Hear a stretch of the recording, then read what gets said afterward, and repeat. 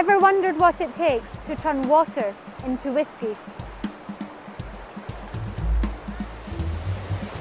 Then let me take you on a journey to show you how this plentiful Scottish resource is transformed into the world-famous water of life.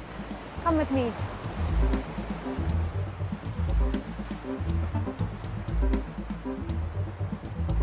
Distilleries like this have been part of the Scottish landscape for centuries, and whisky making hasn't really changed much in all that time.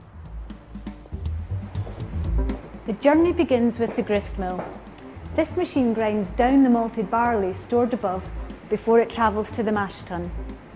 The next step takes us to where the two elements, barley and water, come together. Follow me. This is where the water comes in, mixes with the grist and gets stirred together. When the crushed barley has been mixed with hot water, it's over to the washback. It's at this stage you begin to catch that distinctive Scotch whisky smell. This is where the fermentation begins. With the addition of yeast, the cereal sugars are turned into alcohol, a low-strength alcohol called wash. Take a look.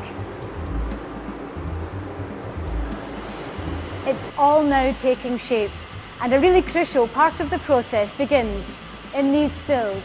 You might recognise them. This is where distillation takes place, separating the alcohol from the wash. The copper stills are at the heart of every distillery, acting like large copper kettles. Inside, the fermented liquid is heated up, causing the alcohol in the wash to vaporise. This vapour then travels up to the top of the still and across to the condenser, where it cools down and turns back into liquid. Now we have spirit in its natural state. But to make Scotch whisky, we've still a bit further to go. Come with me. To ensure only the best part of the spirit becomes Scotch whisky, it passes through a spirit safe. This valuable box is kept tightly locked, so only the stillman can check for the strength and quality of the spirit, saving the middle cut or heart of the distillation to go forward. Now the maturation process begins. The new distilled, colourless spirit is collected and goes to be filled into oak casks. These are not just any oak casks. They're special hogsheads made from empty former American bourbon casks or larger Spanish sherry butts. It's from the wood the whisky draws its golden colour. Each batch is then labelled and carried off to huge warehouses where they sit by law, maturing for a minimum of 3 years. But most Scotch whisky lies in the cask for 8 years or more. Once fully matured, the spirit, now Scotch whisky, can be bottled or blended with other Scotch whiskies from other distilleries. The blending process is very delicate and requires expert skill. Once bottled, it's ready for distribution around the world.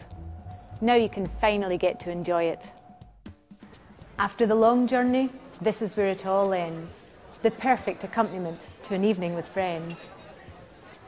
Perfected over centuries, years in the making, totally unique and unmistakably Scottish. The perfect dram. Discover the spirit of Scotland. Visit www.scotch-whisky.org.uk.